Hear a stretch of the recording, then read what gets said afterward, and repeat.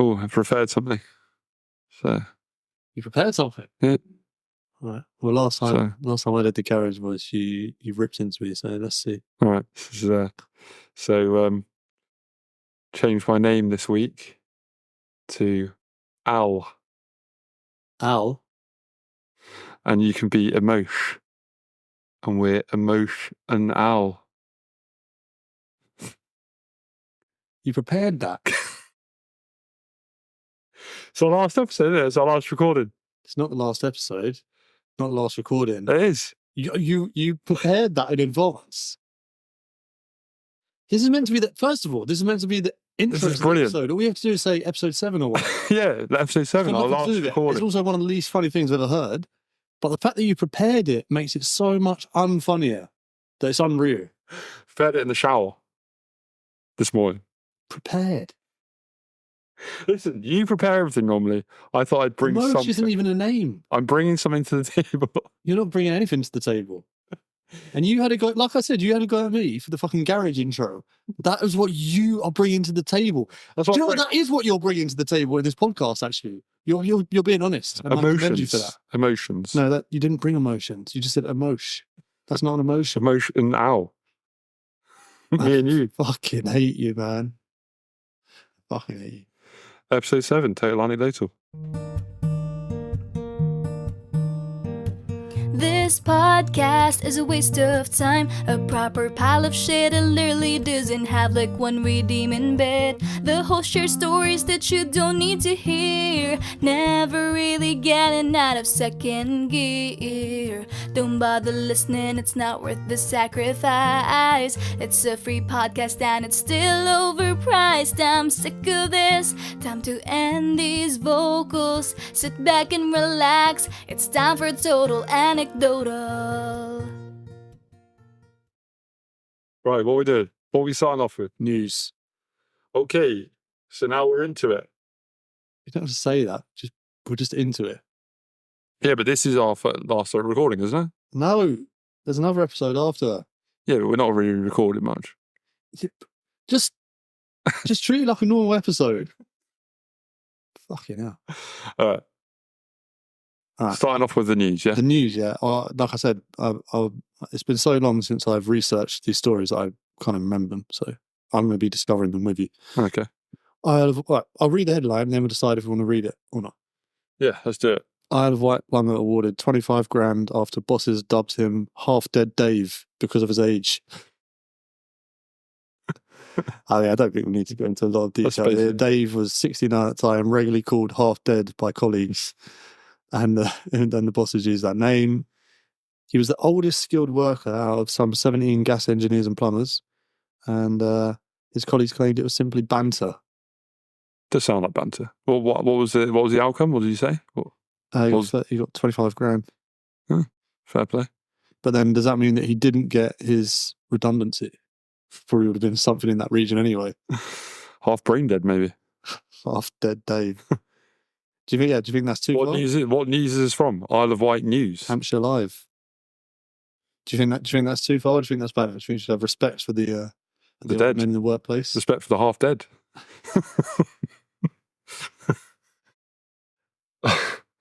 Yeah, I mean, I don't know. I guess I get called all sorts of work. Yeah, fuck a minute. Fox 13. Man breaks into home, takes bath. Fox 13. What does that mean? It's like News 13, but it's Fox. Man breaks into home, takes bath, eats shrimp, leaves $200 for damages.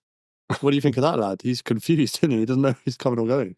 Isn't that's sort of like what Boris and David Cameron used to do? What do you mean? They were in that Bullingdon club, weren't they? Go in someone's pub, smash it up, and leave 10 grand. Oh, really? Yeah. Oh, what? Just like say, oh, but we don't care, Yeah. But then also they think that covering it makes it okay, and also shows their status. They've got money. It's just what a bunch of pricks. Yeah, what a bunch of bastards. Yeah. But this guy's right. 200 quid will cover it, definitely. $200. But what kind of scenario are you in where you're so desperate you need to break into someone's house, but while you're there, and I quote, to take a bath, eat some shrimp, and drink a beer? Beer's all right. No, but none of those are essentials. Well, right, the bath. But Beer in the hand. No. Shower, if anything. But you don't need to. You can just grab some water from the sink, splash your armpits.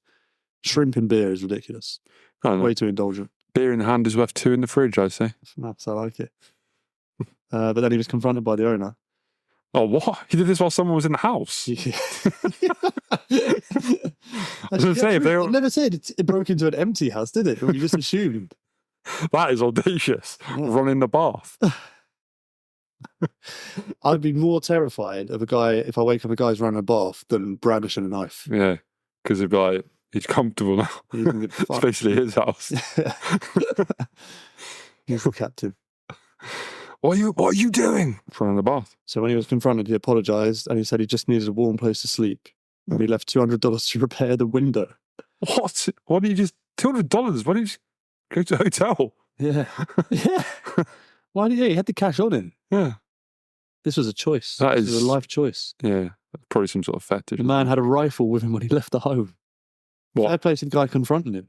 The burglar came in with a rifle? I think he means that, yeah. Jeez. Oh, he told investigators he was caught in a blizzard and was afraid he would freeze. So he desperately needed some shrimp and a beer. Police said he told them he, quote, felt bad about breaking the window of the home and had left money for the owner. Once you run the bath, you're going to check the fridge. There's a beer. Sure. Wait. The homeowner said the man was extremely embarrassed and apologetic about the situation. All of this sounds like, yeah, it's like a bit ridiculous, audacious. But you're thinking this is just like a guy who wasn't really thinking. He was just sort of taking piss, but he always had it up his sleeve. Look, if I get caught, I'm going to cover money. You know, it doesn't seem unreasonable overall. But the last paragraph, the last sentence, it's just a few words. When asked why he broke into the home, the man said his family was killed in East Texas and he was running from somebody. Wow. How was that just chucked in at the end? Like there are so many more details. Yeah, that's the story here. What do you mean your family was killed and you're on the run in a blizzard? The bath scene. That's the last scene. Who cares about the bath? Stupid fucking idiot journalists. That's why they're Fox 13. What would you do if you've got your own place. So you go home tonight and there's a man in the bath. There's a gentleman running a bath and drinking a beer. First of all, what do you do? Yeah, do you react with anger or do you just go, who are you? Like obviously he's not welcome there. I'd probably be like, who am I? Like the fucking prison episode with the drones. Yeah, who are you? Who am I? No, I mean, like, am I in a dream? Like, I'd probably be so... Why? So your reaction would be to ask me if you're in a dream? He darts his eyes left and right and says, yes, you are. I think, I'd have to assume I was right. I can't... It's just so audacious. It's so, like... Yeah. Nonchalant. Nonchalant, exactly. It's too comfortable. Yeah. You expect them to be creeping about, brandishing something. Not, like, casually running a bar. So after he confirms you're in a dream, then what do? Jump out the window? Because you're on like the 4th floor, aren't you? This actually sort of happened to a mate of mine. What do you mean? How could this have... No, whatever story is coming up next has nothing to do with this. I'll guarantee it now. So fast forward this part if you're listening. You're just going to talk shit. I mean, not running the bath bit, but... just the shrimp, the beer, the killed family, the blizzard, the breaking in, 200... No, the breaking in. That's basically the only bit. Extremely tenuous. No, but in the dream bit. My mate was asleep. Obviously, most people are asleep when someone breaks in. Sure.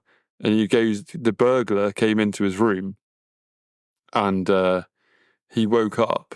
My mate woke up. Yeah. And the burglar said, "Oh, don't worry, he's just asleep." And he went back to sleep. What? And then was like, for like a few seconds, I was like, "No, it's not."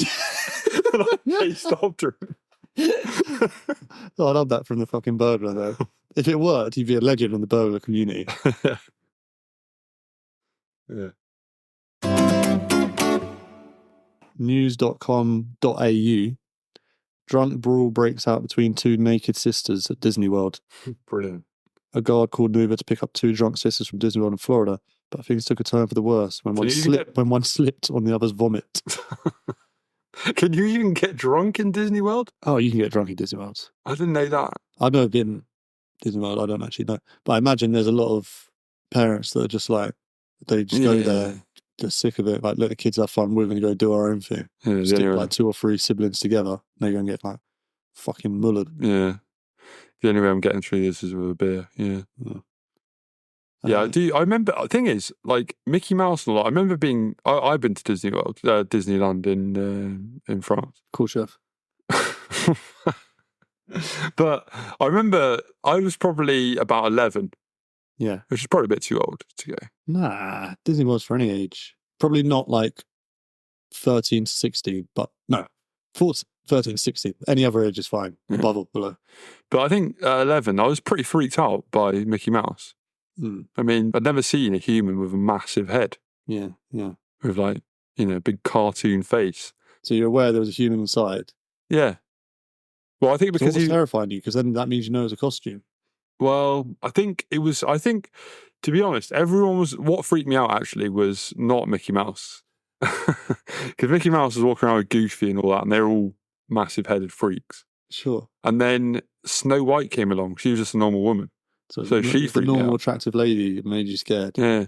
Because it was like, what have they done to her? Yeah, why is she running the goons? Yeah, why have they shrunk her head and why has she got such small freak? Yeah. So that's the effect of Disneyland. So I imagine if I went now, I probably would want a beer.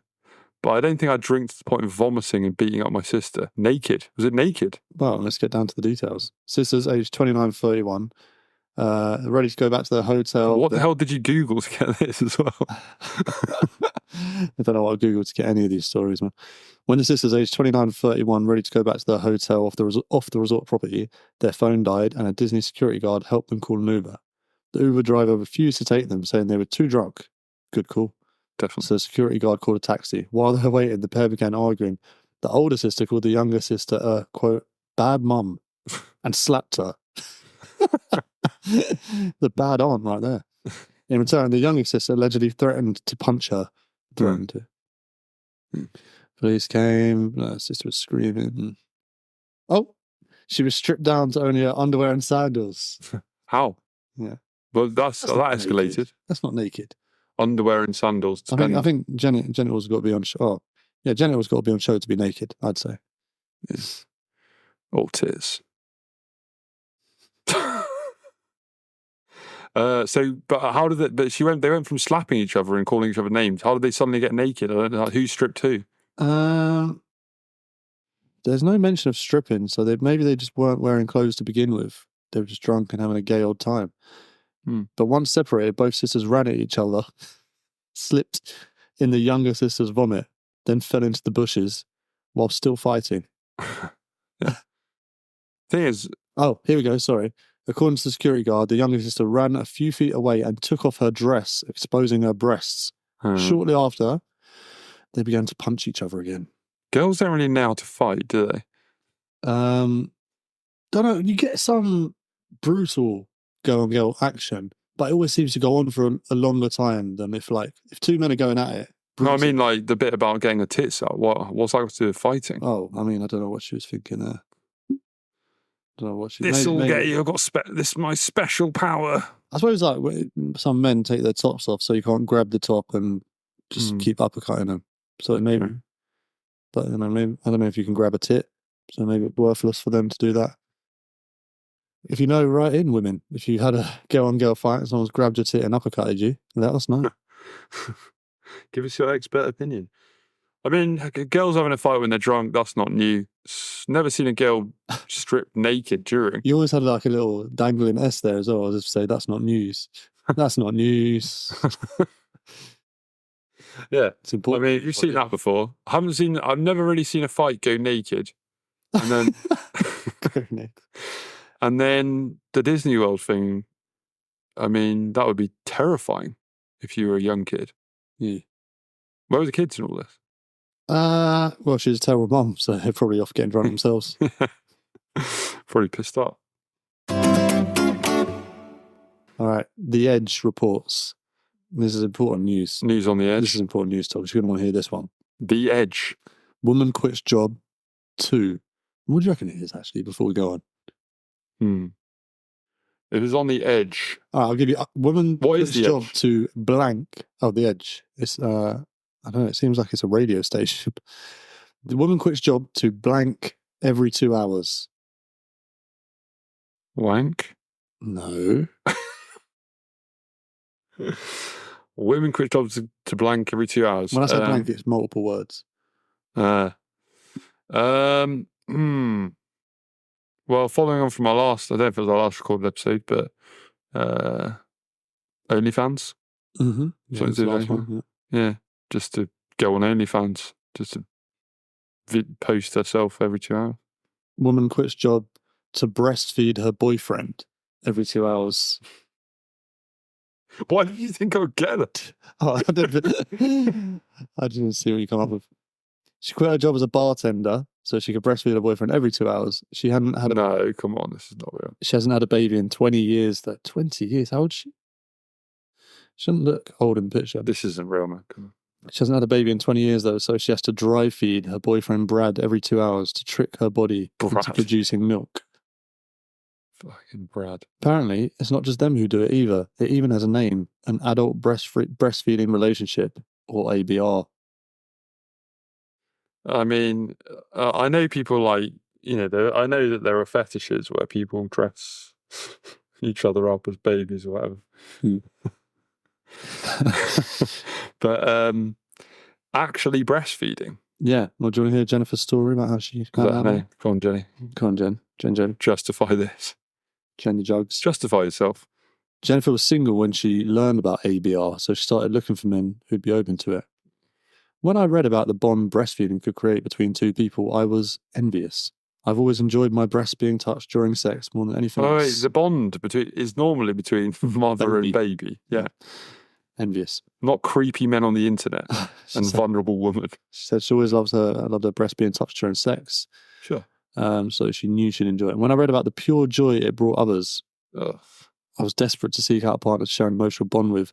I used dating sites, put messages on ABR forums, and even put an advert on Craigslist. But I drew a blank. Couldn't even get any action on Craigslist. What is Craigslist? It's an American thing, but it's like the dirtiest perverts on the internet, innit? I started, and also just like, old tables. What, so even they were like, no, that's gross. No, fuck no. No, Jenny. Put them away, Jen. I started to think I'd never get to try adult breastfeeding. Then she started talking to Brad, who she used to date back in high school. So nothing disturbing there. No. You've been dreaming about that for a long time, probably. Yeah. But wait, but you have to have had a baby to be able to breastfeed? Well, she said she had a baby 20 years prior, and then she had to dry feed him to trick her body into producing milk. That's what it says. Oh, okay. Never really heard. Never heard. Why would anyone even find that out? Is my question. We were talking, and Brad told me he had a thing for big-breasted women. Duh. And that size had always been a factor in his relationships. I thought it was the perfect time to bring up adult breastfeeding and see if he'd be interested. Definitely not the perfect. There's no perfect time. It was like a light switch flicked in his head. I could tell from his voice that he was curious and excited. At that moment, I knew I had a partner for life. We both wanted the same thing out of the relationship. Milky tits. We both wanted the same thing out of the relationship. A magical bond that only breastfeeding and achieve. When weird stuff happens like this on the internet, they always add words like magical, don't they? Because otherwise it's just fucking horrible, isn't it? She's got a 20-year-old daughter as well. Oh. And Jennifer only breastfed her for 8 months. What, during this process? Top up? Oh, God. This reminds me, in a way, of, people who have sex with aeroplanes. No, I do not. Like, this whole thing is just a phenomenon of the last 20, 30 years, isn't it? This wouldn't have happened before that. Yeah. Because there's somewhere in the world, there's someone who likes to have sex with aeroplanes. Mm-hmm. Or, there's people who like to have sex with cars, whatever. Yeah, I've seen a guy who shanked a car. Yeah. Who hasn't, mate? So, yeah, but 30, 40 years ago, you go into a pub and be like, oh, guys, all right, don't know if everyone's cool with this, but last night I shagged an aeroplane. Obviously, everyone's talking about, what, you're joking, aren't you? No, really. And then you bring out the pictures or whatever, from your camera roll. And so like Kodak developed overnight. This guy really wants to confess in detail. Here's the proof. Well, this is the equivalent of what happens now, what you'd have to do back then to prove it. Yeah. And obviously be shunned. Just saying it would be proof because there's no... Well, I mean, people just think you're joking. You gain nothing. Oh, right. Yeah. Joke or truth. Yeah. So immediately you'd be sectioned or at least at least like shunned by all. You can get around in. Yeah, exactly. Your immediate society, or immediate, people around you would just not want to talk to you or have anything to do with communicate. But with the internet, throughout of all the people on the internet, the billions on the internet, you're going to find a pub full of people equivalent of who are going to be into shagging aeroplanes. So then you feel like part of like it's normal. Yeah. Same with breastfeeding grown men. So ultra niche communities thriving in the internet age. Yeah, freaks. Good thing or a bad thing? Definitely bad. Yeah, definitely bad.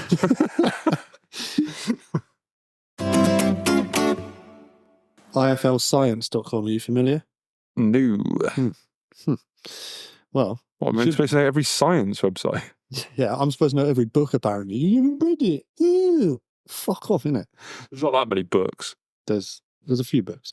Anyway, you should know this because this headline will definitely interest you. Right.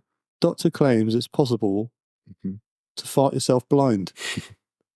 Come on. So before we go any further, do you think it's possible or not? Fart yourself blind. It really depends on it really depends. I imagine it means fart so much that you go blind. There could be extra factors involved, but essentially there's a link between the farting and the blindness. I mean, almost certainly not. I would say would be if someone came up to me in hospital and said, I think I've farted myself blind, I would say, well, let's look at the other option first. A doctor has claimed that it's possible, under rare and certain circumstances, to fart yourself blind. Yes, we too are skeptical. I don't even see what the point is in claiming that. Who cares? You're gonna write off the entire article in the next few words. Plastic surgeon turned part-time TikTok star. Oh my god! Okay. Dr. Anthony Youn gave an unlikely response to an even more unlikely comment, claiming, "I once farted so hard I went blind for 3 minutes." The surgeon posted a video to address the comment, backing up the possibility. Although it's very unlikely, if the gas you pass is extremely pungent, no, it could contain large amounts of hydrogen sulfide. Studies show that hydrogen sulfide is very effective in reducing blood pressure, and if it reduces blood pressure to the central retinal artery, your silent but deadly toot could theoretically make you go blind. So be careful if you're making a lot of bubbles in your bathtub. Total bollocks.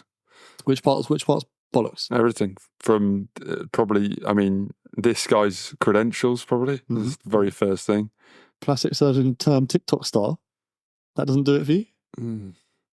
The only thing I thought would be credible is if you were straining so hard and it was something to do with blood pressure or whatever. Let's do blood pressure. Check the record. Well, I didn't hear that last bit, but not from pungent gases. That's obviously rubbish.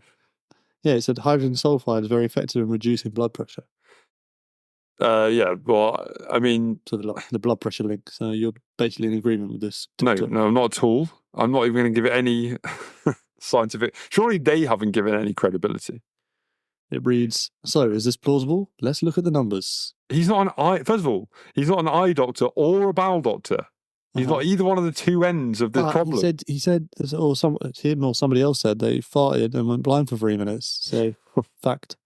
Yeah, people have... Hydrogen sulfide is something that can cause your gas to be especially pungent, with the odour compared with rotten eggs or cabbage.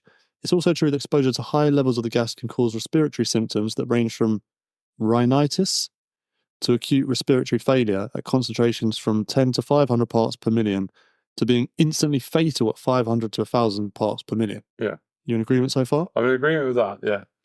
It's also true that the gas can affect multiple organs, causing temporary or permanent derangements in the nervous, cardiovascular, renal, hepatic. Hepatic. What does that mean? Liver. It means liver. Related to the liver. There you go. Say it properly. and hematological systems, i.e. get enough of it in your system and you can increase your blood pressure as described by the TikTok star. However, you would have to be producing a hell of a lot of gas in order to reach these unsafe thresholds. Yeah. Thanks to don't breeze over that bit because that's the most important bit. Yeah, thanks to something about study, we found that concentrating. Yeah, so much study. Yeah. Study found that we know that concentrations found in the parts of the healthy are around 30.69 parts per million, or 30.69 milligrams per liter. As healthy humans produce a volume, healthy humans produce a volume of flatulence ranging from 476 to 1491 milliliters. This means you would either have to find some sort of system of storage without the flatulence dissipating, then inhale it all at the end of a few days, or force all of your daily allowance out in one go. It's sort of what you were saying, in order to be approaching unsafe levels of hydrogen sulfide inhalation. No, that is such a waste of everyone's time. Then you would have to be unlucky enough for it to reduce pressure to them. What happened is this guy was farting. He's farting and probably fainted because he was straining so hard. No, he went blind for 3 minutes. He closed his eyes for 3 minutes probably because he was unconscious. He went blind. No, so hydrogen sulfide obviously can make you go blind, but at the sort of levels you'd find like in a volcano, if you walked into a volcano and rolled around on it for an hour. I don't know. Not if you farted. Mine's a bit like a volcano sometimes, so I'm believing it. All right. That's all the news. Yeah, that's good news this week. More trope.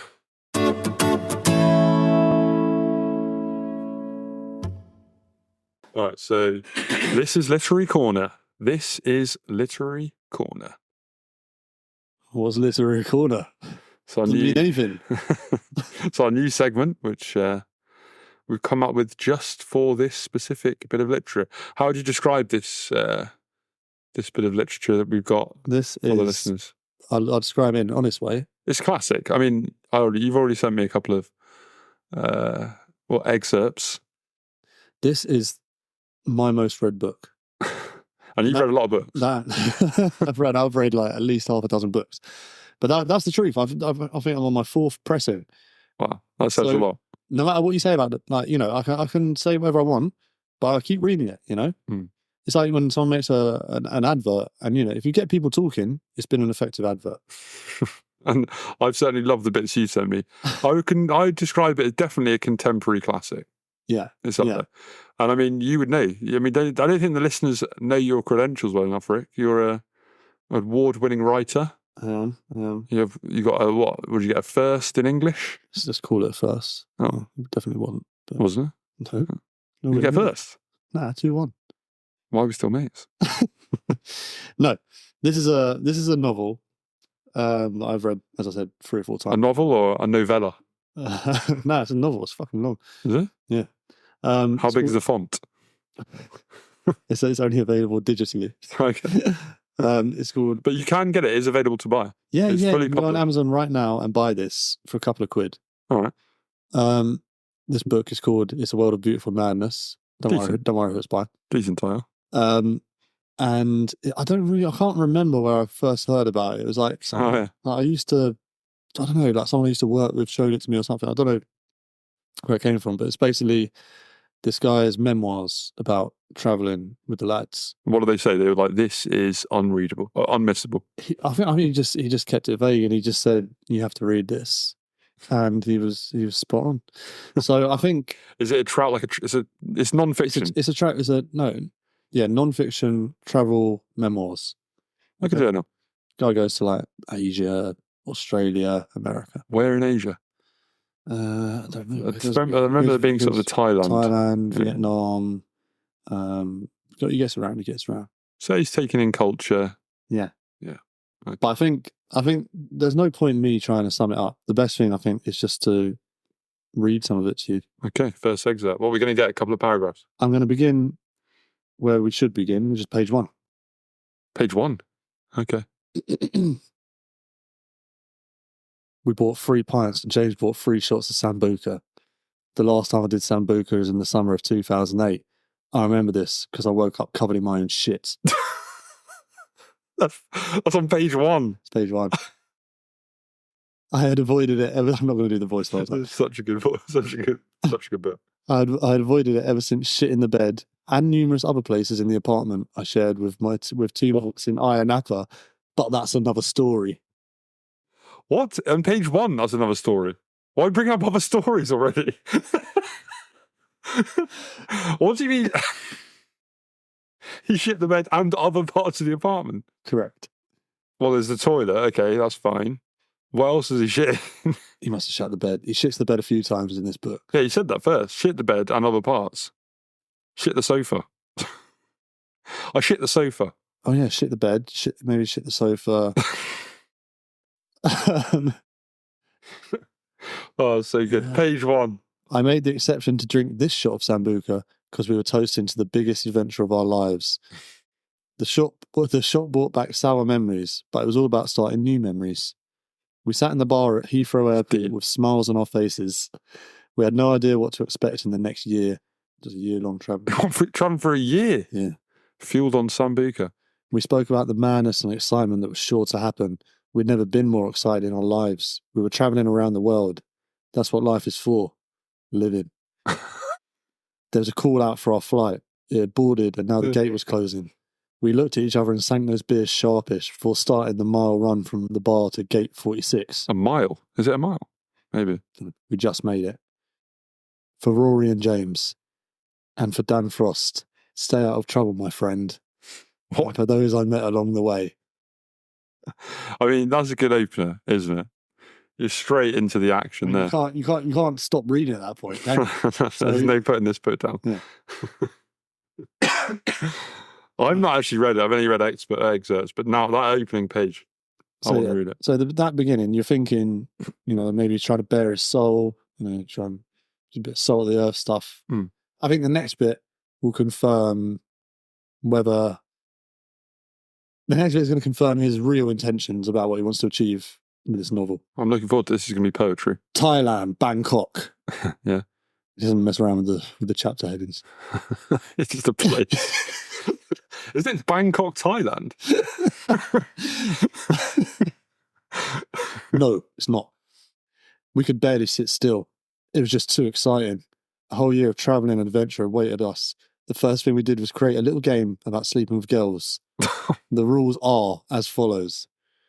1 point for a local girl. Oh my God. In brackets, a girl who lives in the country we were in. 2 points for travelling girl. In brackets, a girl who is from a foreign land, including Britain. 3 points for an 8 out of 10 or more. In brackets, that's subjective. A group discussion would be held, and all 3 parties would have to agree that she's a 3-pointer. I like this next couple of sentences. All right. The plane journey was one of the best. I slept through most of it. That's how most of my experiences. One of the best things I've ever done was when I was unconscious. But then again, it would make a good flight. But it's just anyway. The boys watched films throughout the flight. We were about to touch down in the first part of our journey. We had landed in Bangkok. The world was our oyster. We hit humidity and pollution. I noticed it was a place of squalor. Well, I noticed that. Just noticed this is a place Have you of squalor. noticed this? It's a place of squalor? Yeah. You have. The airport had armed guards and the locals wore face masks. We lined up at the... That's recent. No, this is like a decade ago or longer. Oh. We lined up at the border control. We spoke of the strangeness of the foreign land and how weird it all felt. James put Wait, hold on. This is just 2 airports. So yeah, but the squalor. Like most airports, pretty much the same. The squalor. I mean, they had face masks. James put it well with, we're sticking out like a peanut in a turd here. Good imagery. We were tourists and everyone knew it. Well, what was that about, Rick? What happened there? We are tourists. Right. Maybe it's a chant or something. We walked through the border pretty smoothly, apart from James, who received a thorough body search. He moaned about being searched all the time. We all received dirty looks from the Thai officials with our return passports. We walked outside with our backpacks and our adventure began. It didn't take long for the Hasn't he said that a few times? His adventures have begun like 4 times.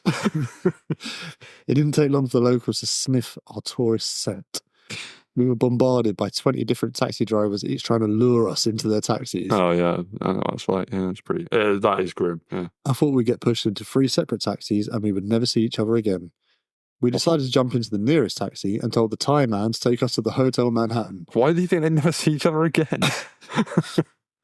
Phones, haven't they? Rory had booked this hotel about a month before we left England. It was always best to have a place to go after a long flight. We could sort ourselves out and get into travel mode. And begin the adventure, I imagine. Yeah. The taxi from the airport took about 50 minutes. The choice of details here, including things that skipped, is interesting.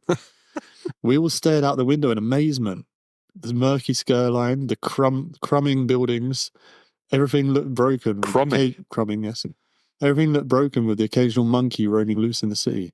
We paid the bloke something around 200 baht, which turned out to be about £4. Oh my God, come on, man. As soon as we left, do we need to know this? As soon as he left the taxi, we said to each other, "Fucking hell, that's cheap. That was like £4 for an hour's drive." "Fucking hell," Rory replied. Get on with the story. Amazed by the currency. No, he's hooked you at the beginning, and now he's he's sinking into boredom. No, he knows what he's doing. He's hot and cold. It's push and pull. He's laying a foundation. It's like jogging and sprinting, he alternates. Once we calmed down, a little Thai bellboy took our bags and carried them to the hotel. Why did he call him that? Little Thai bellboy. It's 3 factual ways to describe it. Oh, God. Our bags got carried to the room, as mentioned, and James tipped the little Thai man 20 baht. Now he's a man. Promoted. By the time he got up the stairs.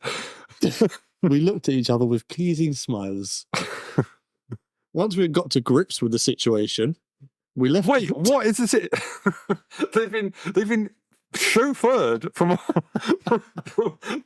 the airport to the hotel, and then everyone's carried their stuff upstairs. Yeah, now he's ready to begin his adventure. Luxury. Once we got to grips with the situation, we left the hotel, checked out the local area. It was dark at this point, and we didn't have a clue where we were. Bangkok is a big place that could swallow anyone up and spit them out with nothing left to live for. We just walked around aimlessly until we found a nice restaurant. You've just gone to like morbid, terrifying scenes. So that's quite nice, bro. Walked around aimlessly, found a restaurant. We were greeted like kings once again. Were they greeted like kings before? Go back, check the record. We agreed like kings. We were greeted like kings. Oh, we were greeted like kings. I suppose I had the little bellboy. The little Thai bellboy. All right. Yeah. We were greeted like kings once again and shown to our seats. It was our first night, so we treated ourselves to a nice meal along with a nice bed. It was the first time I had looked at a Thai menu. I would simply order what James did, as he was big on food. We had a few beers and very much enjoyed our first taste of Thai food. We had another little wonder before returning to our hotel.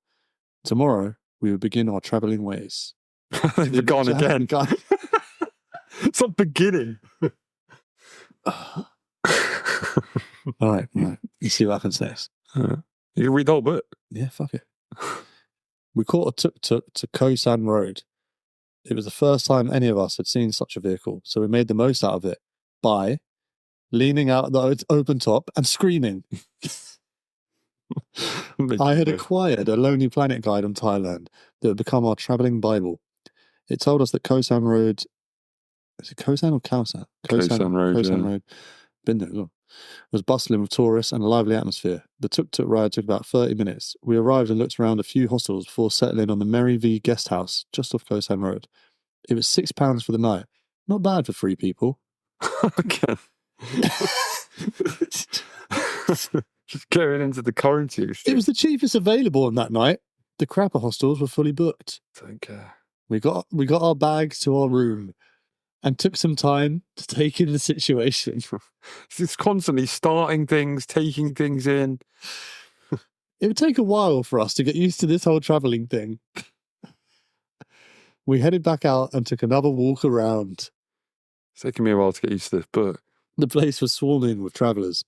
All these travellers were wearing baggy vests and what looked like pyjama trousers. James was in a jeans and a black long sleeve.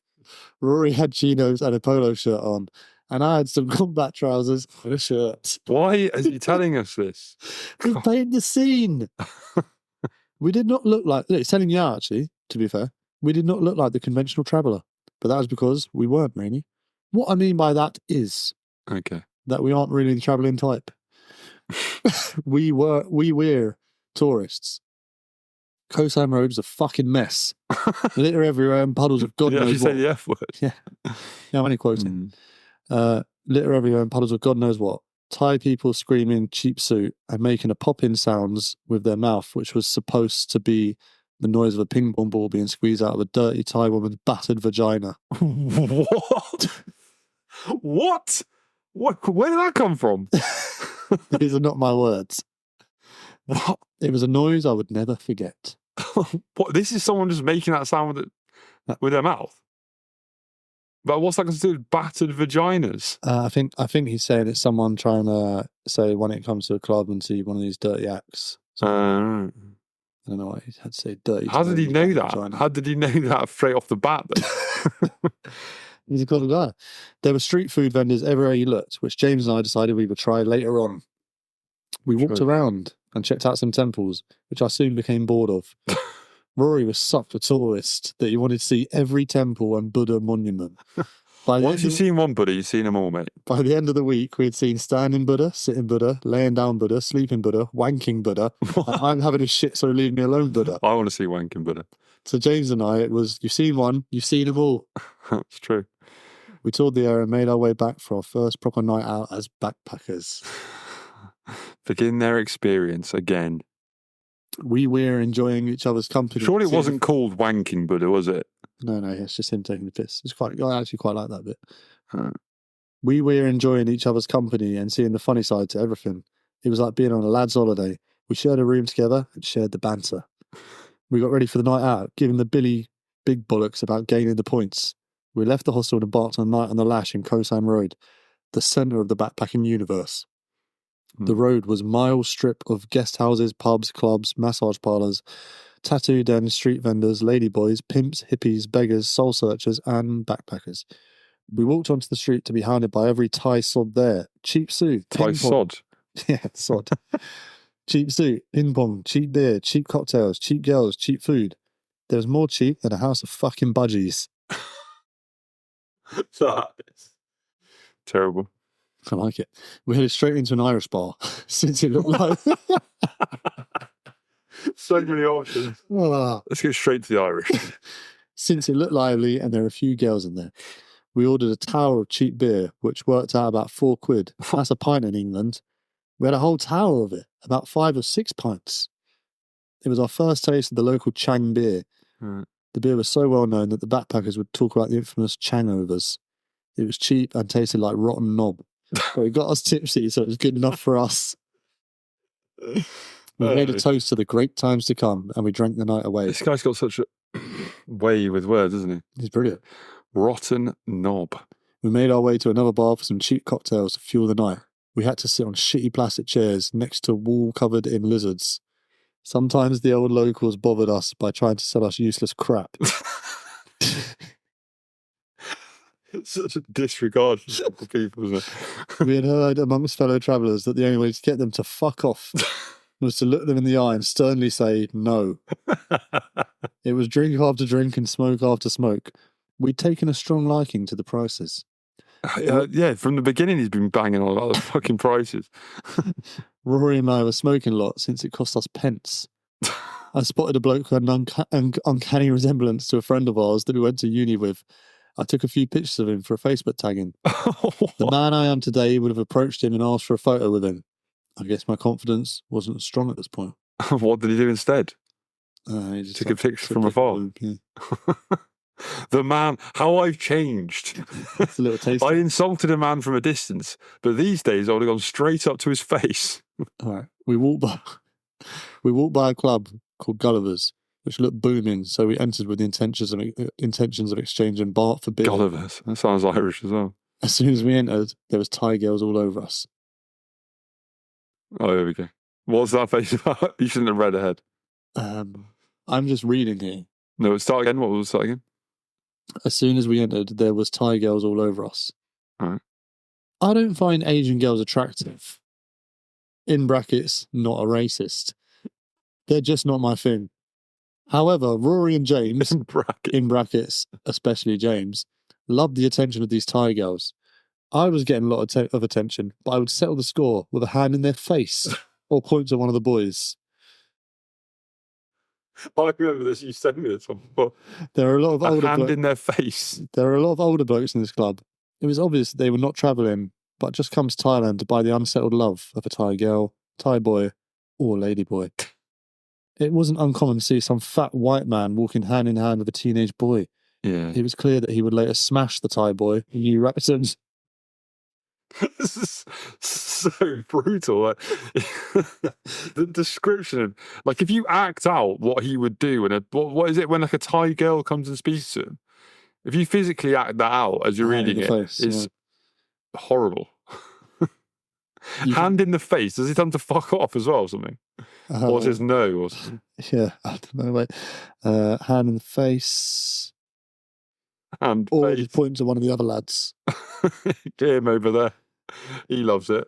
It was clear he would later smash the Thai boy new rectum. You can buy anything in Thailand from fake degrees to a Did you say a new rectum? Yeah. You can buy anything in Thailand from fake degrees to a ton up the arsehole, all at a relatively cheap price. I was happy with the cheap beer and cigarettes. While I'm on the subject... No tongue up the arse? Why not? While I'm on the subject... Oh, yeah. What subject? Beer and cigarettes? Cigarettes are a traveller's best friends. Oh, so it's the fucking prices again. You wouldn't meet half the travellers you do without smoking.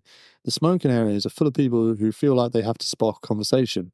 It's great for people like me who like to keep themselves to themselves. I had a smoke and spoke to a few girls while James and Rory rinsed the attention of the money-hungry Thais. Right, the thing is, the thing that's so shocking about this guy, right, is he gave some sort of like casual traveller's tips to, like, you know, buy a pack of cigarettes and you'll be able to socialise more, to that boy's going to get his arsehole smashed into another rectum. Money-hungry Thais slipped past you there as well.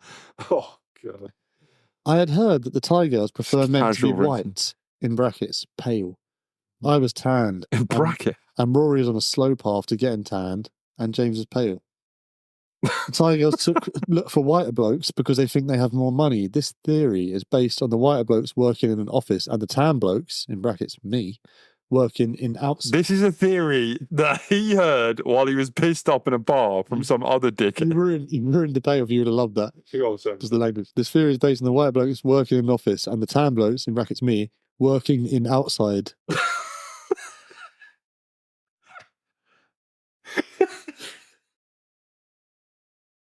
Okay.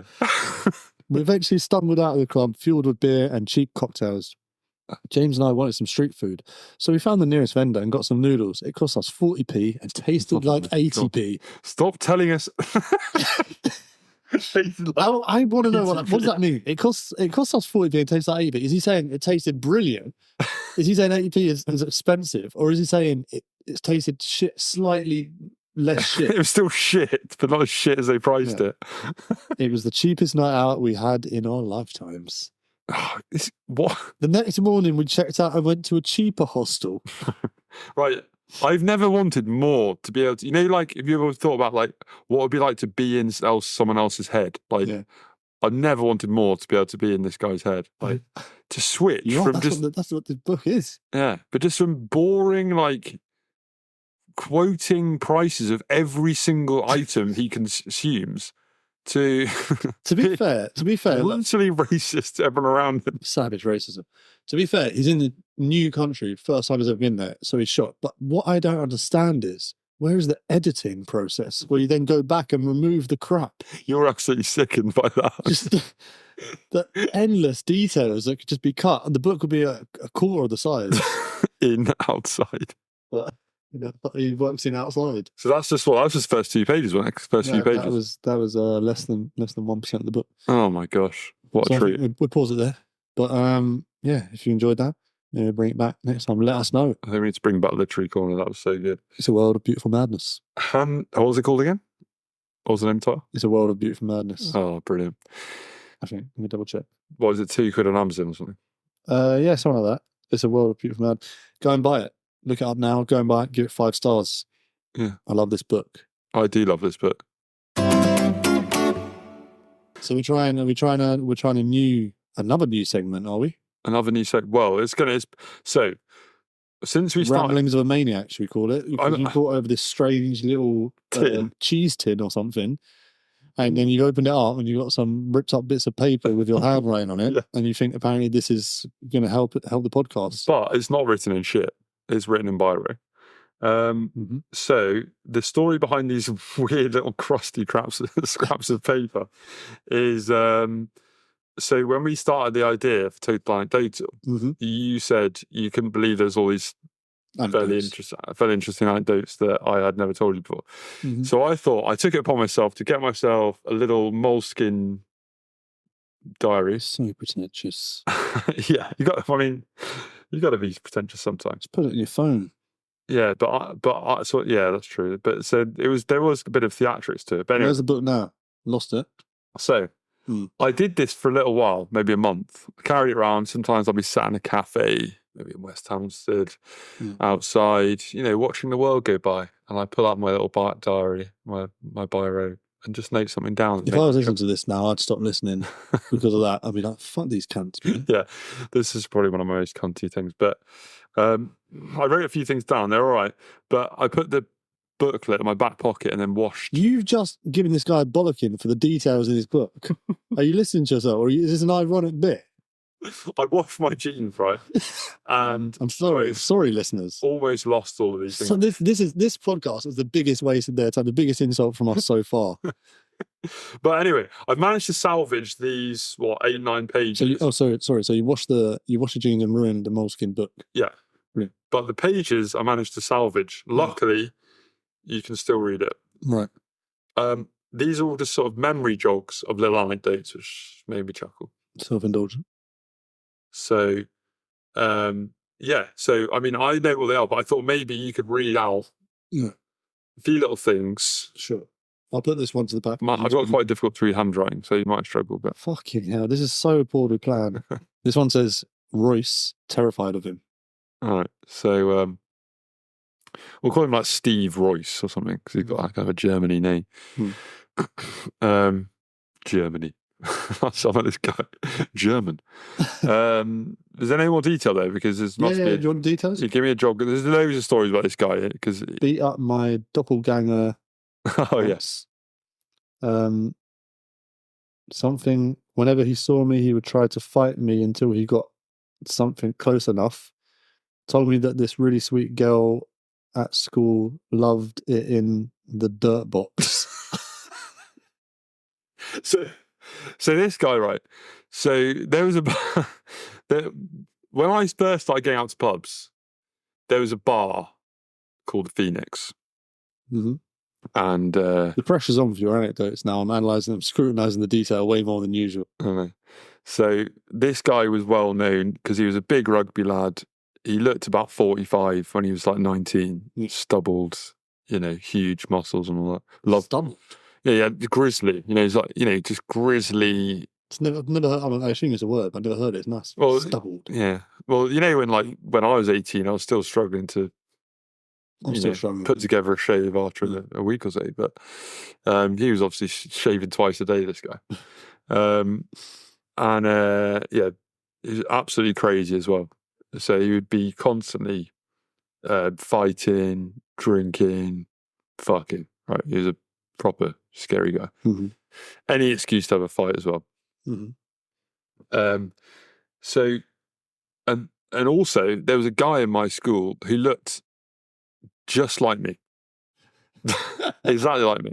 I've never seen anyone who looks anything like you. Yeah, I mean, so it's very hard to. Steve Merchant. Yeah, I mean, all right, but I don't think Steve Merchant is anything like me. But he's exactly he's like you inside and out. Yeah, so he's tight as well, isn't he? We've worked it in. So this guy, I have to give him a name as well.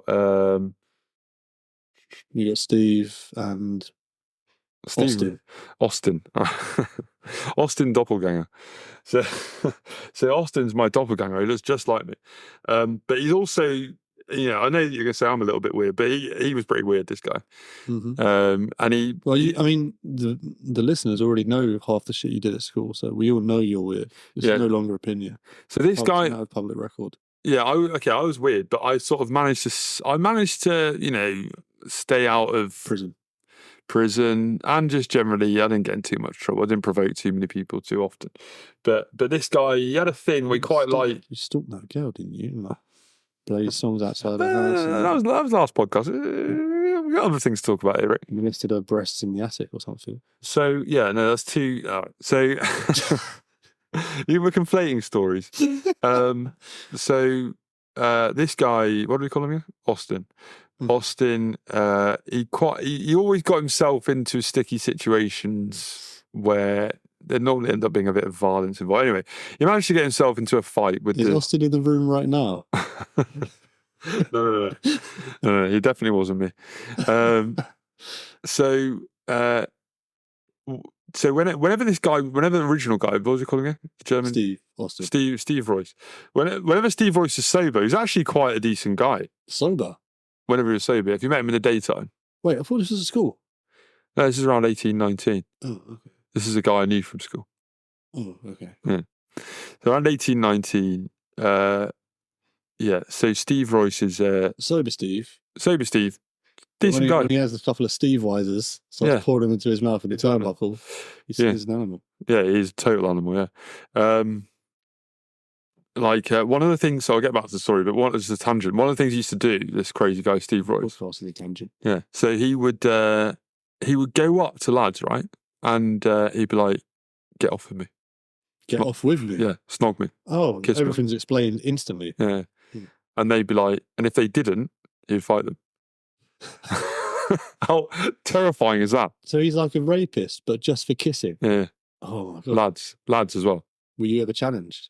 No. When I heard about this, so the reason I didn't go to the Phoenix is explained in the story. But if he beat up your doppelganger, if he did it to him, that means he wanted to kiss you, and it's just a matter of time. Exactly. That's why I never went to the Phoenix. After this event, so Austin doppelganger. So he basically got into an altercation. I don't know what it was about. I don't know what happened, but the next day I was told about it. He got beaten up. Right. Refusing to kiss. Yeah, probably for refusing to, I don't know, whatever he was asked to do. So, but then from then on, whenever I saw, because he didn't just hang out at the Phoenix, he'd be walking around town now when he's pissed off. This is Steve Royce. Whenever he saw me, he would assume I was Austin and come gunning for me. Like one time I was at a cash point, I was just trying to get a bit of money out. I didn't know what was going on. I just heard someone shout Austin's name. Yeah. Right? And he actually has a fairly rare name. So I was like, oh, who's he shouting at? Do I know the guy? Yeah. I see this guy tearing towards me. It made me properly jump. Yeah. It made me properly jump. Like I was panicked. And then when he got really close enough to actually pick out the details of my face, he was like, oh, just stopped in his tracks. Like, oh, all right, Tom. He did, mate.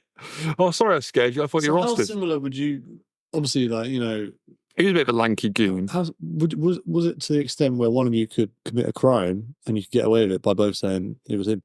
It was to the extent where, I actually didn't think he looked much like me, but he would come over and go, oh yeah, we're twins, aren't we? Austin would say this. And I'd be like, you must have been cooler than him if he was saying that. Well, there's a very small minority of people who fit into that category, less cool than me. But yeah. So where's old Stevie now? What's he up to? Steve, he is in the Royal Marines, obviously. But yeah, then one time he came up to me when he was sober enough to recognise me for who I was, and I'd heard there was an absolutely stunning girl who went to my school. I don't know, I can't think of a name for her, but just know that she was gorgeous. She was lovely and everything. Really innocent, nice girl, really sweet, very intelligent. I think she went to Oxford Uni eventually. Mm-hmm. And I heard that this girl was in a relationship with Steve Royce. Mm. I was obviously shocked because this guy was an animal and she's a sweet girl. And homosexual. Well, yeah. So I just as a way of sort of like trying to break the ice so this guy didn't kill me, right? Because it was still a threat, even though he was sort of nice to me at times. I still was like, any moment he could try and get off with me and then kill me if I didn't kill him. I just thought to try and break my what do we have in common? I know this girl from school. Oh, I heard you're we'll have to call her something. Samantha. Yeah. I heard you and Sammy were in a relationship. And he goes, he was already pretty half cut. He just looked up at me and went, not anymore, mate. Don't worry. She takes up the dirt box. And then walked off. Why would that make you not worry? I don't know. But it's sort of, because when you're at that age and the girls, you're basically in love with the pretty girls at school. I didn't even know what that meant. Dirt box. I had to clarify with someone else. What does that mean? So yeah, he was an animal. What did you say? Well, I didn't mean any offence, mate. No. What did you say? Dirt box? So what would you do if not now, but what would you have done back then if he gave you the decision, kiss or a beat? Kiss or die. God, so difficult because he was so fun. I saw what he'd done to some other guys. Did you ever see anyone kiss him? Or did everybody refuse? I think my mate, there's a mate who he was friends with since they were really young. And I think he just rubbed his balls or something. Something like that. Is that a secret third option? Not many, the off menu special. Yeah. You just present your testicles, he'll just tickle them and walk away. These are all things that, because the thing about the Phoenix, right, all the hot girls went there. Yeah. So I really wanted to go there. But it was just you balance things up in life, don't you, and you make a decision. Sure. And I thought, okay, there's pretty girls there, but I might rape die. Yeah. As well. And I just chose to stay in and play computer games. But what would you choose if he got you in the street? He said, right, you can draw. What are you going to do? It would, I think I'd break down crying, probably. And then he just stands there patiently, waits it out. And when you stop crying, he says, you have a decision to make, Tom. I really don't know. I'd probably take the beating. Being totally honest, probably not because but if he wanted, after he's beaten you, he could just pin you down and kiss you anyway. Yeah. But I'm not saying I would say to him, I'll take the beating. I think I would just be so scared. One weak punch and the chest. Just bounces off his fucking barrel chest that he had. No, I wouldn't even do that. I'd just sort of whimper and cower and then take the inevitable beating is what I mean, not ask for a beating. That was the leg they were most proud of. Hyphen leg tattoo is their proudest leg. Yeah, is this something? Walking down the road, relaxing, listening to David Bowie. this is a separate in life. Realised what? Realised I was farting. That literally, I wrote that down at the end of the road. I was just walking down West Hampton High Street, I think. Just walking here. Yeah. Rocking out to David Bowie. I think it was pretty soon after he died. And I was just, I don't know why. I literally. To honour his memory. Yeah, what? All way to honour his memory. Racking up and farting as you listen to his songs. I think I genuinely was like, what am I going to do? I think I'll just go for a walk. I just went for a walk. I got to the end of I don't know how I decided it was the end of the walk. I just turned around and went back. Because you shat your pants, I think. By the sounds of it. You didn't know what was going on down there. How did you not know what was going on? I mean, I understand that when you got music on, it throws off your senses a little bit, but not to the extent where you can be farting. No, I knew I was farting, but like if you've walked down the street without music and you're walking past cafes and people, so disgusting. People are eating, and it's sort of at your their face is at your arse level. You're sort of like, well, no, I don't know that. I'm a normal size human. I'm not 8 foot like you. Yeah, if you're not okay, so their dinner plate is at your far level. You're not sort of. If you haven't got any music on, you're not. I was so in the zone for the walk. I was so in the walk. I was just loving the walk. Yeah. I wasn't really paying attention to people around me. So, and the music was just like, what song was it? I'm not really into David Bowie, but I think I'll listen to his stuff because David Bowie. yeah, I'm not really into him. I never really have been into him, but I thought he died. To honour his memory. Yeah, not into him. No. Never been into him. And I farted listening to his music just after he was dead. No, everyone farts Michael. So that wasn't walking down the street listening to music. Yeah, they do. Yeah, that wasn't the intention. The intention was not to fart on his memory. The intention was to have a listen to him, it was a nice evening. And deliver your critique through the anus. You know what I think of that, David? No, it is a compliment because I was so... It's not a compliment. I was so into the music that I'd not really listened to it. It must have been something like... You thought you had your own to it? Tell me a Dan Bowie song. I'm trying to... I don't know. Changes. It must have been Changes. That was one. I'm going through Changes. I'm going to... How it goes? We're going to change it. Yeah. So I was just walking along to that, loving it. I was like, oh, it's decent. Changing your pants. Yeah. Getting free pants changes. And I knew I was farting, but I didn't really... The thing is, I could have been farting quite quietly, but I didn't know. Do you know what I mean? Not really. As in, like... I don't know why you farted. Now it's changed. The story's almost checked. Like, now you know you did it on purpose. You farted in these people's faces while they're sitting at a cafe trying to enjoy their afternoon. No. So, okay, if I went through... I was trying to have a fucking coffee in his face. Yeah, it was horrible. Yeah, it was really rude.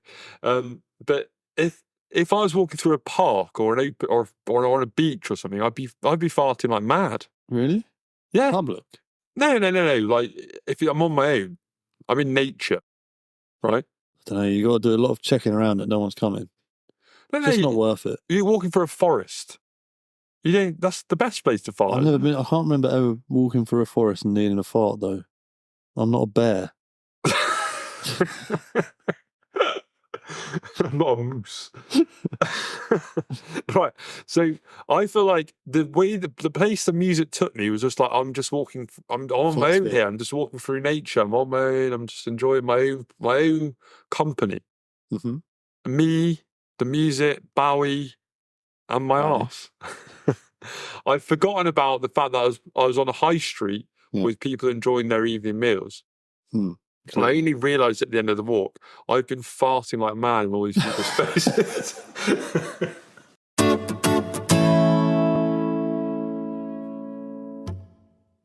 What about the other one? That was the leg they're most proud of. Leg tattoos, their proudest leg. Oh yeah. This is my issue of leg tattoos. Mm-hmm. Overall. Mm-hmm. This is when I was on dating apps. Which was not too long ago, but I noticed that whenever someone has a picture, selfie or something of themselves, which is what a selfie is, get on with it. Whenever someone has you have to tell them what a selfie is. No, but I just realised I didn't need to say that. So, whenever someone has a picture of themselves and they've got leg tattoos, or the leg with the most tattoos is the one they always. What is a leg? Just in case they don't know. It's we don't need to get into that. Oh. Yeah, whenever someone's got a heavily tattooed leg or the leg with more tattoos, they always show it off. They always sort of have a pose where it's sure. It's turned out and the calf is particularly flexed or whatever. Mm-hmm. And to me, I always think when you see someone with a leg tattoo from a distance, especially if it's on the lower leg, it just looks like a grubby leg. Yeah, you're not a fan of tattoos overall, are you? I don't know. I mean, I think... No, is the answer. I wouldn't get one myself. But not because I think... have them on men or women. No, I think they can look good. It's high risk, low... not low reward, but chance of reward. Chance of high reward is low. What? Chance of high... I'm going to leave that there. What is this crusty piece of paper? One of them is just a piece of paper. This just says, in case of loss, please return to Tom. Yeah. Why have you put Tom? You meant to put your address, you fucking idiot, or your phone number. That was a joke to myself. Tom. As a reward, and it's got a dollar sign pre-printed. You left that blank. Yeah, of course. Yeah. So even in the joke realm, you can bring yourself to possibly put a reward just in case someone has to cash it in. Yeah. You fucking tight cunt. Nomon on the tube. No one, maybe? No one, probably. But there's no E. No. Nomon on the tube with family, Heathrow, train waiting, obese. Oh, yeah. Sat down. I don't know we're hot, frazzled after flight, hungover, train is hot. Again, very hot. Waiting, train doors closed, pulls out pack of ham, eats in one, stinks, arrow, was sick. Fucking arrow from stinks to was sick. Wait, I want to see what Nomon with. Well, let me just read it. Nomon. Woman. Oh, woman, yeah. I mean, this was absolutely unbelievable. I've been on a stag do, got back and really hungover, already feeling nauseous, and it was summer, so really hot. Heathrow, the Heathrow Express train is just, and the tube anyway is just hotter than hot, and so we get on, and because it's the first stop, the train's waiting for a while. So we're sat there, and you sort of sit there, look at your fellow passengers, and you just take them in.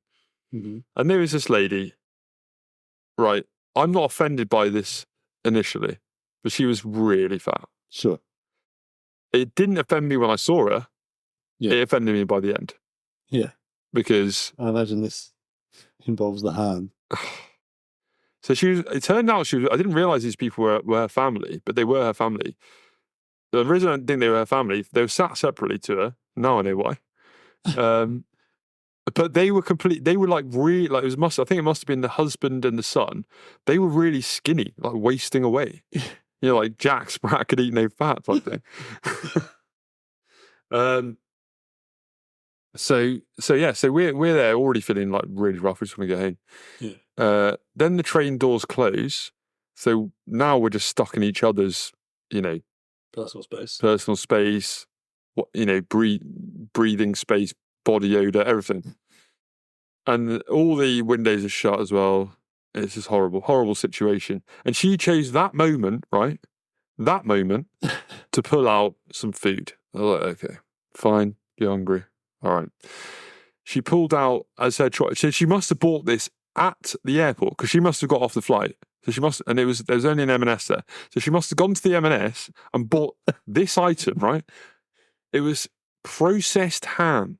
Yeah. It must have been about 400 grams. Yeah. Half a kilo of processed ham. The pink wafer stuff. Yeah, yeah. And this M&S, there's so much nice stuff you can buy in M&S. Yeah. And she, like, crappy, shitty ham. And she opened it, and it literally was shitty. It'd been sat in her... It stank. Oh, it stank so bad. And I thought, okay, this is horrible. Like, we already opened the windows.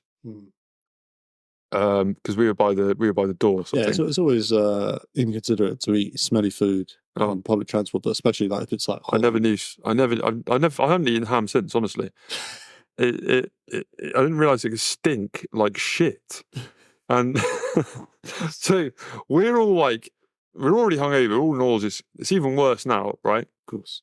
And okay, I'm able to hold it, and I just close my eyes. Oh, okay, just get through this, okay. Mm-hmm. And we open the windows, we've got a little bit of like hot air from the tube in our faces, right? And we're all stood up as well. So we're just feeling a bit faint, a bit sick. Mm-hmm. And I thought, okay, she's got a family there. She's going to make a sandwich maybe. Cheese and ham sandwich and get a couple of pieces of... Kind of impromptu wrap, half-baked sort of... She put her fist into the pack of ham, dragged out all of the ham. Like, not even each a wafer. Like, the whole thing she pulled out and just bit into it. And my mate, he was by the between the carriages, you've got the window that you can pull down. Yeah. He just pulled it down and puked out the back.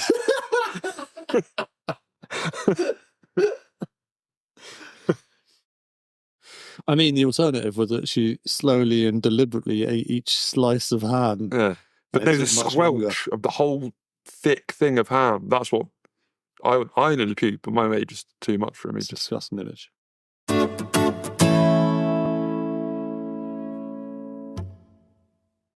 All right. So this week's been a bit different. Yeah. Try some new things. Maybe they work. Maybe they don't. Let us know. Good way to tee up season 2. Probably won't be a season 2, and also there's still another episode to come this season. But yeah, good point. A good point well made. But one thing that we're not changing, random word generator. It's what the whole show's about. So anecdotal. Oh yeah, we're total anecdotal. It's always safe. This is always a safe part. I get to sit back and do nothing, and you just sort of go to squirm. Yeah. I don't remember stuff. All right, you ready? Yeah. The word is garlic. I'm thinking stinking breath of a girl. I'm thinking vampires. I'm thinking a cooking session gone wrong. Again, very merchant-esque. Yeah. I mean, there's been a couple of stinky breath girls, yeah. Stick blame on them, why don't you? No, but I mean, there's a couple. I've made some pretty horrendous cooking errors. My first kiss, actually. Which type of story are you telling? There's been some girls with garlic breath. I made some pretty horrendous cooking errors. My first kiss, actually. What? Pick a fucking lane. This could have been the butterfly effect. I don't know if this is going to be any good, but probably not. So first girl I ever dated. Mm-hmm. I mean, it went horrendously bad. Not horrendously bad. She just got bored of me. I think that's too. I'm getting bored of you. So it's quite a romantic start. It is quite a romantic start. I mean, hadn't ever kissed a girl until a certain age. Till I must have been 16, 17. It's quite late, isn't it? First time kissing a girl. Yeah. So obviously, growing up through school, none of the girls I was in school with had any interest in me at all. So I had to wait until sixth form when some new girls joined our school for A-levels. And immediately latched onto them, obviously. Latched. And mustered up the courage to ask one of them to, what do you call it? The prom? The ball? Just sixth form ball? I don't know. Prom, what do you call it? Yeah. Mustered up the courage to ask her. And amazingly, well, I'd worked out a bit. The dub. What's the dub? The W, the win. Yeah. Well, yeah, she said yeah. Nice. So I took her to the prom. Had my first dance with her, and then managed to get a nice kiss out of her. Okay, lovely story for once. Yeah, it's all very nice. There's a fly in the ointment. So then I said, and this is again before mobile phones. Then I said, "Do you want to meet up next week for a date?" She said yes to that. Mobile phones definitely existed at this point. Probably definitely. Yeah, he probably did, but not. We didn't want to spend your money. Probably didn't have one. So anyway, but it was sort of like we were still in the mindset of if you agreed to do something, you do it. Sure. So the fact that she said she'd do it, she couldn't get back on it. Yeah. She was trapped. She was trapped. But I didn't have any idea. I'd never been on a date before.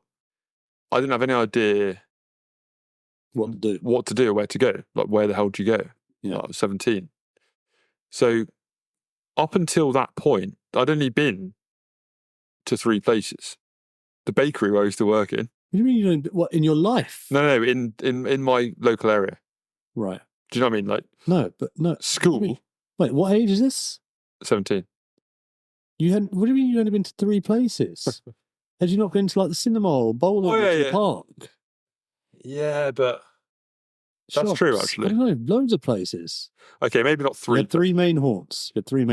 But there were 3. Okay, so I felt like if I'm gonna, I really want to kiss this girl again, but I got to take her to my turf. No, what you were thinking is, I can get free bread at the bakery. I'm definitely not spending any money because that's my whole MO. So I'll take her to this bakery and try and steal some crusty old bread for her. And what was haunt number 2?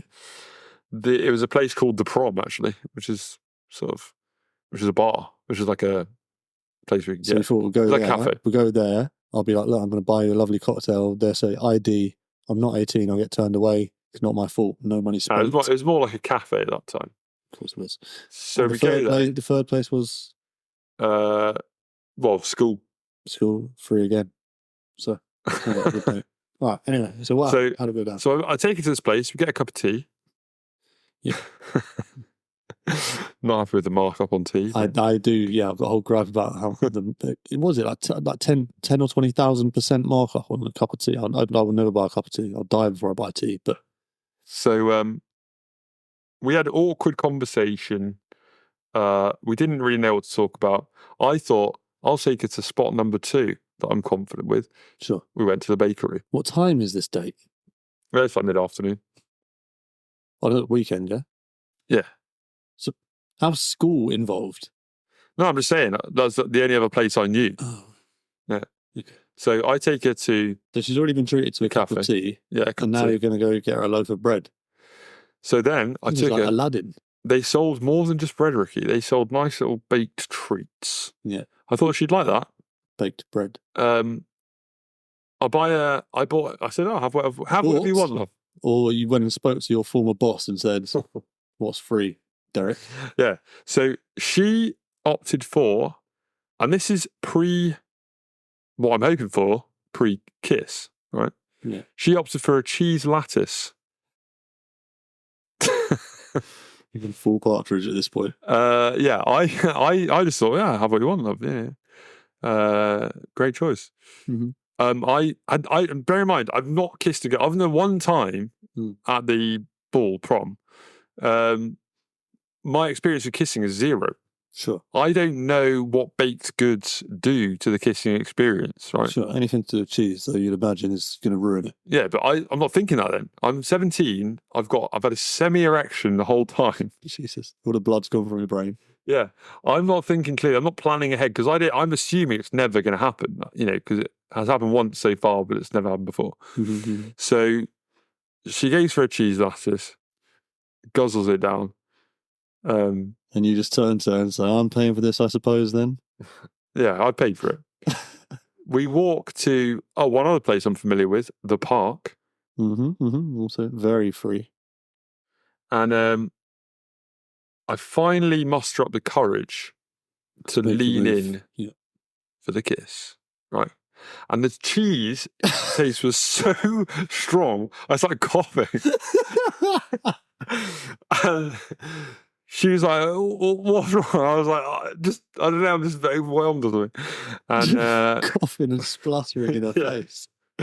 So she then left and she didn't want to carry on seeing me. So yeah, because you made her feel like a piece of shit. Yeah, it's her fault. Cheese lattice, go on. The word is girl, but I think that's meaning something more specific than me. I mean, there was something I was thinking of the other day, sort of to do with girl. Go on. Again, on the tube, right? Mm-hmm. So, and I think the tube's a great place to, see weirdos and that. Yeah. So it's a I can't remember what I was doing, but I was heading home, and I think it was it must have been the Jubilee line. So it's the level of busy that's like, it's not like you're pressed up against each other, but it's busy enough that people have like shoved, moved their own space. Well, yeah, they've moved. When people have to move down the carriage. Yeah. It's that busy. Can you move down, please? Yeah. There's always. Thank you. Yeah. Shut up, you fucking prick. I was thinking of someone in a wheelchair. Can you move down, please? So it's that level of busy. So and it's hot. So everyone's a bit grumpy and a bit like, you can tell the vibes. All the vibes are always in the tune. Nobody wants to talk to each other. No one wants to look at each other. It's London, baby. Anyway, so this, I'm gonna say bloke gets on, right? Cool. And the reason I'm gonna say bloke is, so he's a black guy, right? Doesn't really change the story at all, but it just sort of helps you picture who he is, right? Sure. This guy's shoulders were huge. He's massive. He wasn't that tall. He's just a huge guy. And he was completely ripped. Like, he was, I mean, he wasn't like his big shoulders, 6-pack, big pec chest. Yeah. But he was wearing like a bikini top. Or a tight. It was a regular top, but he was just so ripped. He just sucked it all in. It looked like a bikini top. His outfit matched. I mean, kind of. He was well dressed. He wasn't well dressed. He was wearing a tight jean skirt, high heels, sunglasses, and a blonde wig. Right? Right. A weekend at Birdie's. So I'm gonna say bloke because he probably would have said he was a girl, but I know I should then say he's a girl. But he was so manly and ripped that I just had to go. Fucking hell, this bloke's huge. Yeah.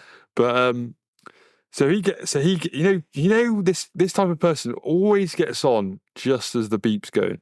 Mm. Beep, beep, beep, beep, beep, beep, and then he jumps on you like, oh fuck! I thought you were saying. The whole train just rocks. So this guy, and it was the level of bit, and like he's got on. He was already screaming stuff. What was he screaming? He was going. He was rambling in his voice as well. It was just like. In his voice. I do remember what he said. It was something like. It's sort of like, they're gonna get me, or something like that. So that's terrifying. So yeah, it was scary. I was scared. Everyone's scared. So because he wasn't actually shouting at anyone. He wasn't looking at anyone to shout. He was kind of shouting it at the roof, sort of thing. Yeah. So, but it's one of those things. Everyone's scared, kind of, because he was a massive presence, obviously. Yeah. But everyone's thinking everyone wants them to shut up, but no one's going to say that, are they? Because then it's all focused on them. Yeah. So we're all in it together, basically. It was very rare that other people back you up when you're the one who makes the step. Oh yeah, no one does. On the bus. Everyone's still gonna.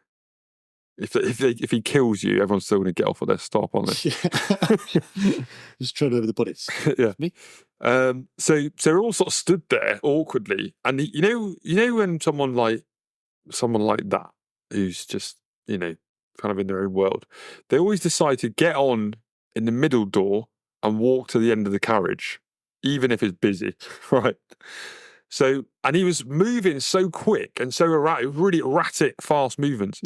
And he's had high heels on. I thought he was going to, but somehow we managed to walk really fast, stomping in these high heels past everyone, but like perfectly not touching people. Yeah. Like in a boxing, like a slow motion boxing thing where you see a fist. Like Muhammad Ali dodging 20 in the... Yeah, it was like that. Like, he would whiz past people to the point where when someone like a punch goes near them and they sort of flinch after it's gone past.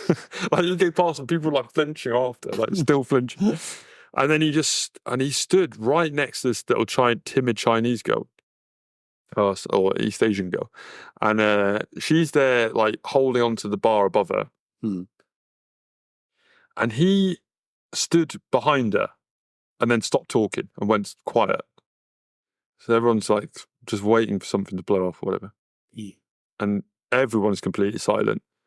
And then about a stop and a bit later, he leans between her arm and her face, looking out to everyone else, and just goes, "The baby's not dead." Jesus.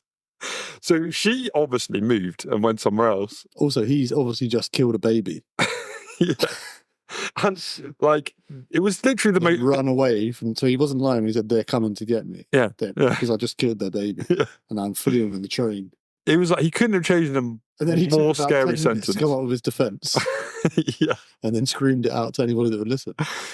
So yeah, Yeah, that was basically it. Everyone sat in silence after that, and the little baby was dead. The baby was dead. The baby's not dead, apparently. The baby's fully dead. The baby's not dead.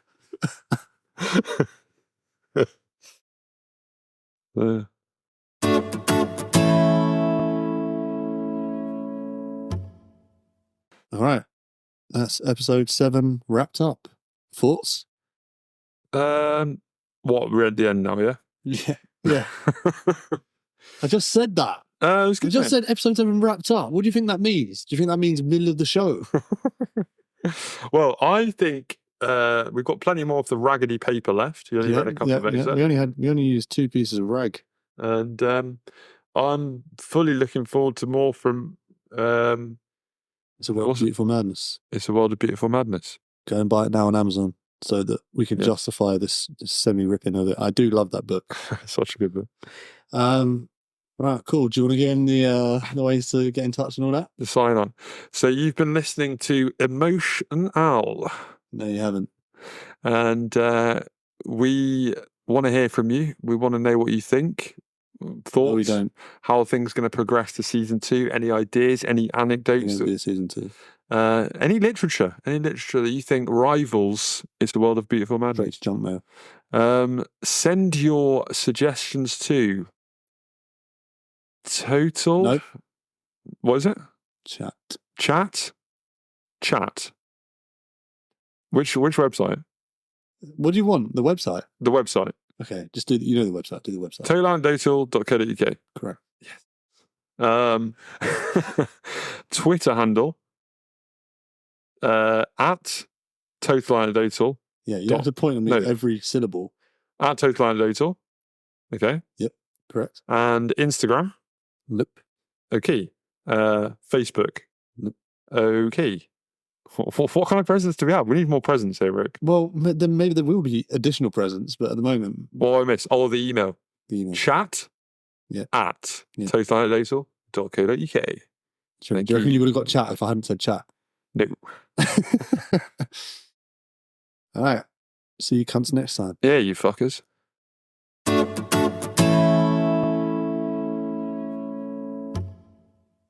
Oh, did you enjoy that? Are you desperate for more? Do you want to get to know us as people, get in contact with us, touch us? Well, yeah, don't listen to any of the details that we gave at the end of the show about how to get in contact with us, because they're all wrong and it's all Ricky's fault. Yeah, if you want to get in contact with us, the website is totalanecdotal.co.uk.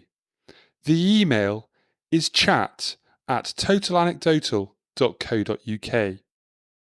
You can contact us on Instagram at totalanecdotal. You can also contact us on Twitter, but there's some old guy who's stolen the handle that we wanted, so we're on @anecdotaltotal. Not bad, eh, Ricky?